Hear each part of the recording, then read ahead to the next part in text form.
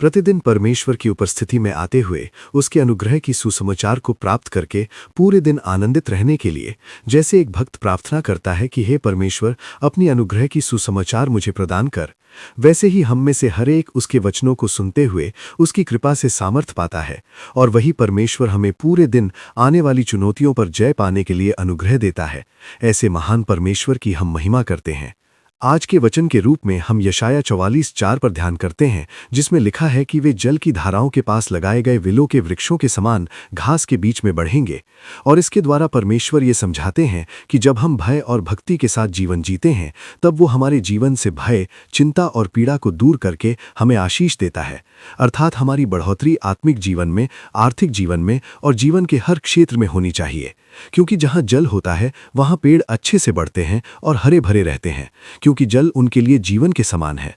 इसी प्रकार हमारे लिए जीवन है परमेश्वर का वचन, परमेश्वर पर विश्वास और प्रार्थना का जीवन। और यूहन्ना 10:10 के अनुसार यीशु मसीह हमें जीवन और बहुतायत का जीवन देने के लिए इस संसार में आए। आज यदि कोई आत्मिक रूप से सूखा हुआ है या आर्थिक रूप से कमजोर है, तो उसे प्रभु पर विश्वास रखकर प्रार्थना और प्रयास करना चाहिए, क्योंकि प्रभु अवश्य आशीष देकर बढ़ाएगा।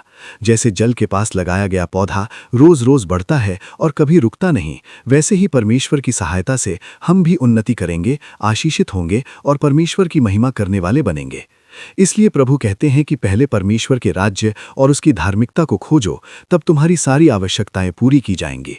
और परमेश्वर हमारे जीवन, हमारे बच्चों, हमारे परिवार, हमारी नौकरी, व्यवसाय और आर्थिक स्थिति में आशीषें जोड़ता जाएगा।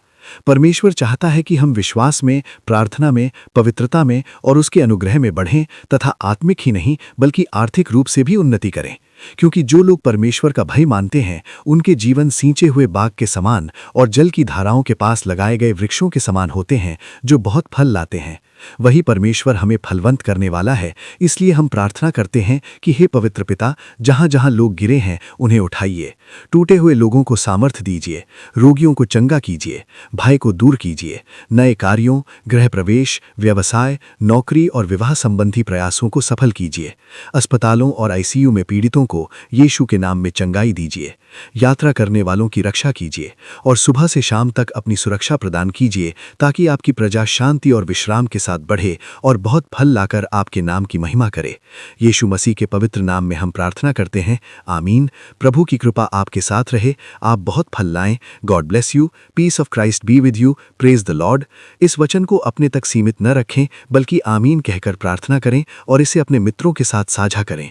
चैनल को सब्सक्राइब करें और बेल आइकन दबाएं। आज जिनका जन्मदिन या विवाह वर्षगांठ है, उन्हें बहुत बहुत शुभकामनाएं। प्रभु आपको अच्छा स्वास्थ्य और दीर्घायु दे और यशाया 4 के 1 के अनुसार यहोवा की महिमा आप पर प्रकट होती रहे। आमीन।